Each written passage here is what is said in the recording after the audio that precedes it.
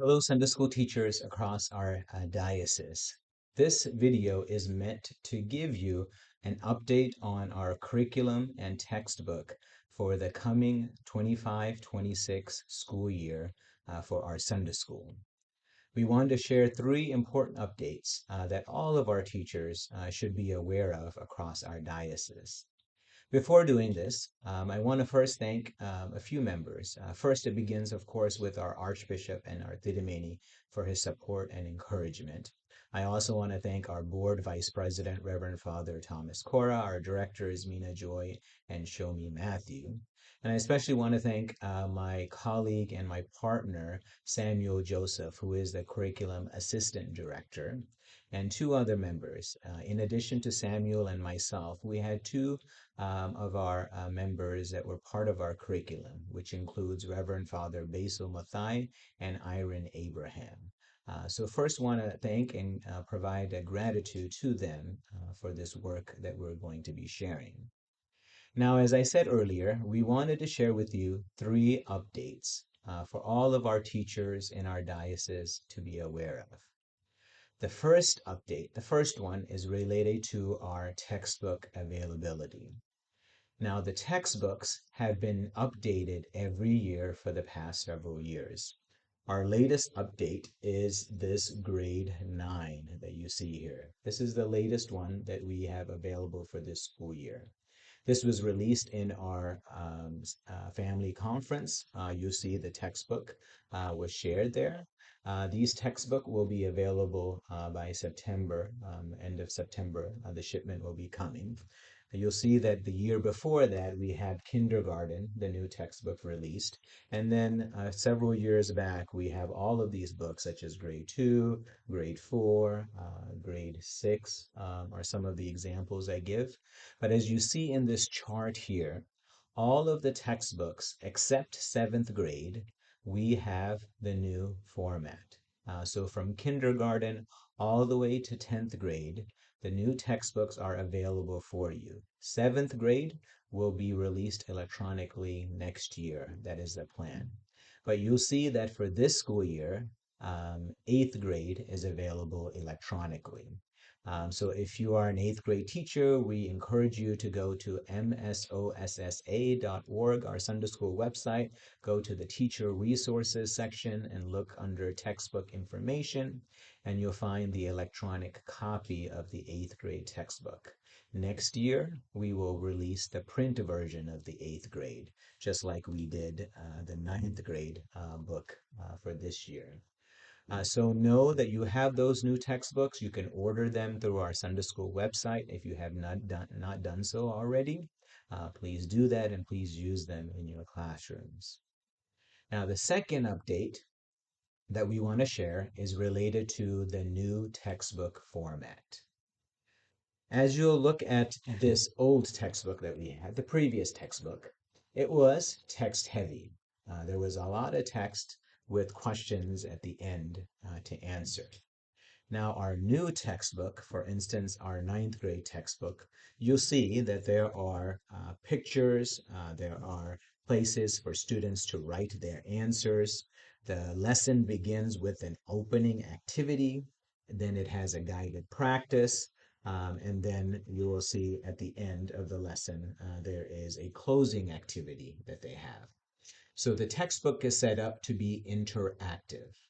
There's a saying that we learn best by doing. We learn best by doing. These textbooks are meant for the students, and this is the sixth grade textbook, for the students to do, write, to draw, to share their reflections. All of these things are meant so that the teacher with the students are involved in the lesson.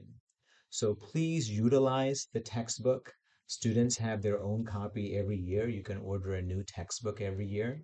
As you'll see in this picture here, The student should be writing on the textbook, should be interacting with the textbook, should be drawing on it.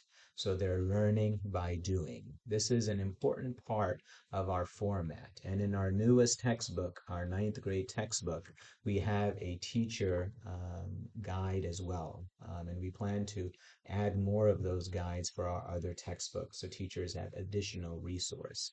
But please utilize a textbook. Make the textbook their own for the students so that they are interacting with the lesson.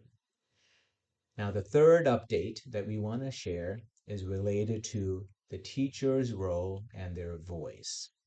The most important part of the curriculum is you, the teacher. And I really mean this. The lessons that we write, the things that are part of the content, for instance, this kindergarten book, this is words, but the words come alive when the teacher brings their own experience, brings their own creativity, and brings their own voice to the lesson. That's important.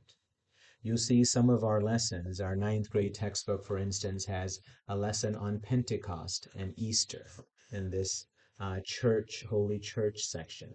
Easter and Pentecost, Resurrection Sunday and Pentecost. We highly recommend that you teach those lessons either before the festival or after the festival. Make it relevant by teaching it when the students see it. There are some saints. We recommend you use those saints, those lessons related to when their saint's memory is, for instance. So use the textbook first, look at the lessons as a teacher, and plan out when you want to teach which lesson. That's your voice, that's your input, that's important. Some of these lessons you'll see as I share another textbook, maybe grade 2 here. Some of these lessons are longer, and you might need to take a couple of days to teach those lessons. Some of our Sunday schools are 30 minutes long. Other Sunday schools are 1 hour long. When we create the curriculum, we can't match it to every Sunday school. So it's up to you, the teacher, to make those decisions on which lessons you're going to teach maybe one day or which ones might extend across multiple days.